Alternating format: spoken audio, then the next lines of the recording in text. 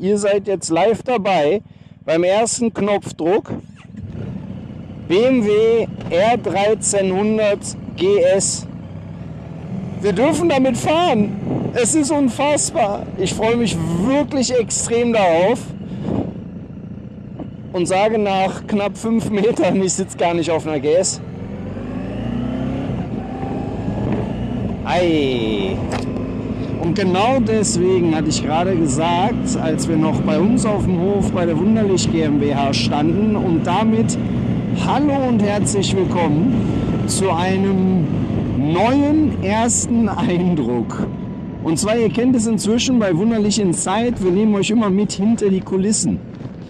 Und hinter den Kulissen ist bei BMW sehr, sehr viel passiert in den letzten Wochen und Monaten.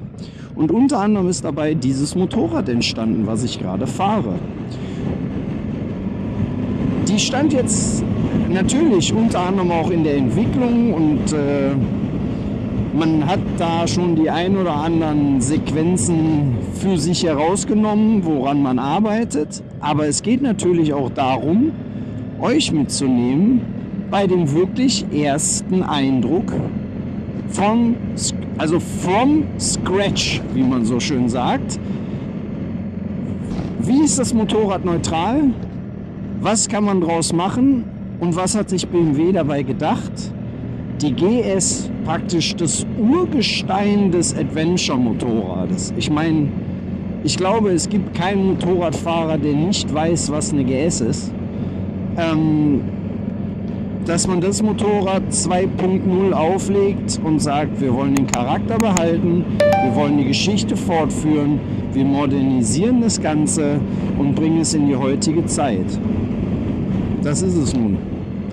Und ich bin echt gespannt, wie sich das fährt. Ich kann euch allerdings jetzt schon auf den ersten Metern sagen, das fährt sich handlicher.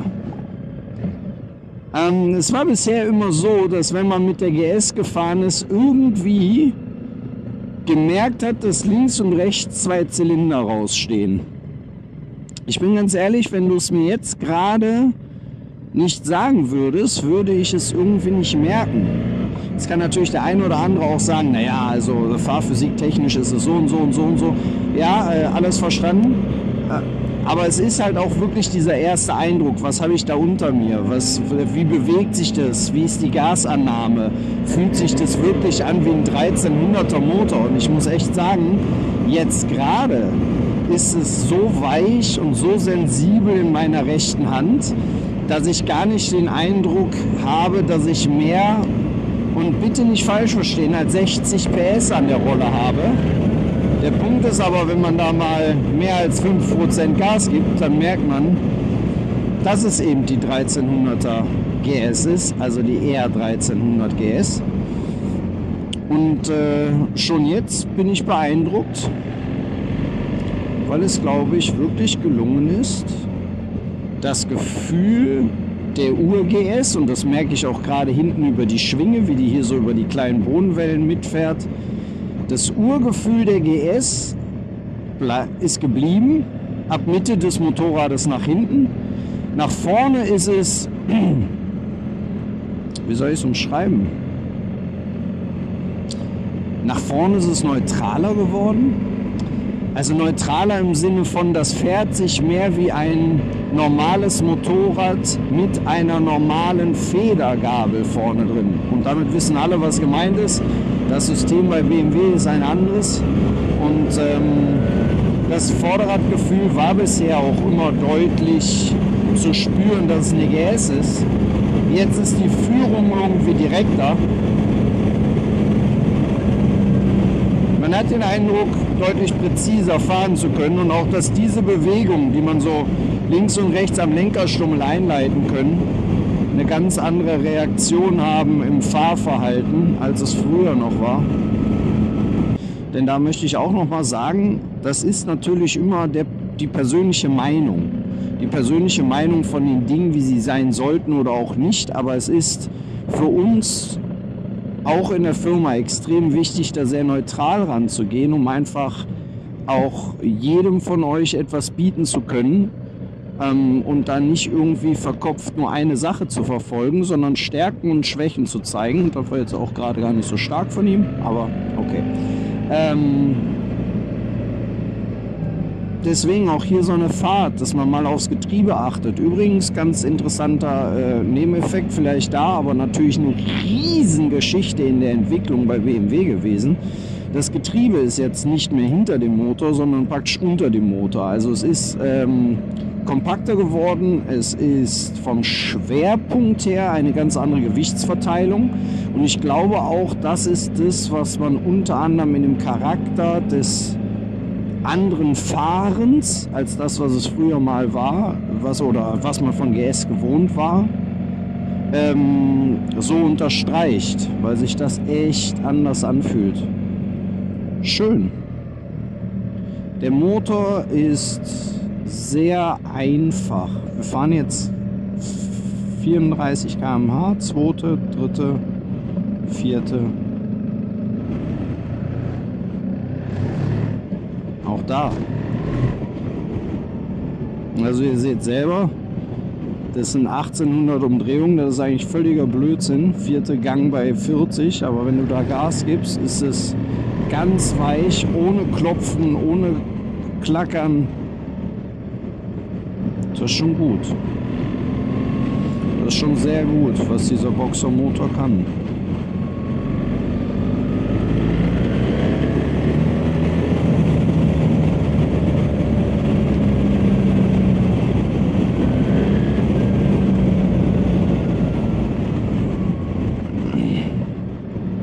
Okay, jetzt gerade zum Beispiel interessante Situation. Das war jetzt das erste Mal, dass ich so bewusster zum Ortseingangsschild mehr runtergebremst habe und mal härter in die Bremse gezogen habe. Und dann merkt man, dass sich das am Vorderrad extrem gut abstützt. Also man hat eigentlich das Gefühl, dass es funktioniert wie eine normale Telelever-Gabel und hoppala. Das habe ich gerade einfach angehalten und habe den Fuß runtergesetzt. Und warum sage ich da hoppala?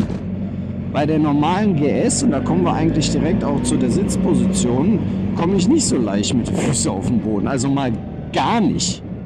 Gefühlt fehlen mir da 5 cm. Und das ist natürlich jetzt gerade, wenn man das so sieht, beziehungsweise so fühlt, erstaunlich, weil das ist ein riesen Nachteil von meiner Person immer gewesen. Also ich bin 1,73. Und da ist es nicht so besonders toll, mit einer GS irgendwo im Wald zu stehen, weil die Beinchen sind da einfach nur Beinchen und die sind da zu kurz. Zumindest für mich. Und das ist auf dem Motorrad, obwohl ich ehrlich gesagt den Eindruck habe, gar nicht tiefer drinnen zu sitzen, sehr viel angenehmer. Um auf das Thema zurückzukommen, was ich gerade angesprochen habe, nämlich Ortseingang und die Bremse, merkt man bei der Gabel, die es ja nicht ist, sondern das System ja anders funktioniert. Das kann man vielleicht bei einem weiteren Video, falls das noch nicht jemand weiß, erklären. Ist es so, dass man, wenn man jetzt so fährt, eigentlich das Gefühl hat, dass man eine normale Gabel vorne verbaut hat, die Vorderradführung sehr klar ist. Entschuldigung für die Windgeräusche, aber heute ist extrem windig. Wenn man aber in die Bremse geht, dann merkt man genau das System, was es eben eigentlich macht, nämlich dass das Niveau über die Gabel vorne bzw. Telelever identisch bleibt. Also es stützt sich super ab und die Führung im Motorrad bleibt neutral und verändert nicht wirklich die Geometrie. Es fühlt sich gut an. Ja. Das ist anders. Das Heck ist wirklich wie GS, die Front ist neu, muss man so sagen. Und ich glaube in der Kombination, oder besser gesagt, das Heck kennt man von der GS, vom Fahrverhalten und Charakter. Die Front in der neuen GS ist eine neue Front, definitiv. Der Motor ist von der Laufeigenschaft her weicher, zarter, hat aber, glaube ich, einfach mehr Laufkultur. Und wie das Getriebe bzw. Schwerpunkt berücksichtigt wurde, ist sehr positiv zu spüren. War da jetzt mal ein Zusammenhang, oder? Nein, und ich sage das gerade so scherzhaft, weil es natürlich auch für mich gar nicht so einfach ist, sich darauf zu konzentrieren, was man fühlt und es dann auch richtig zu entschreiben und euch mitzunehmen. Aber ich sage schon jetzt, das Motorrad gibt auf jeden Fall viel positiven Gesprächsstoff bei uns im Haus und ich glaube auch bei euch im Haus, zu Haus, wenn es dann bei der Wunderlich GmbH hierfür einerseits die Teile gibt, andererseits die Anleitung von uns, wie ihr das Motorrad vielleicht auch am besten hegt und pflegt, weil wir werden es auch viel benutzen. Und dritte Position, wir wollen natürlich von euch erfahren, was haltet ihr davon? Was denkt ihr? Was wollt ihr wissen? Was sind vielleicht die nächsten Aufgaben für uns, die wir in Erfahrung bringen für euch?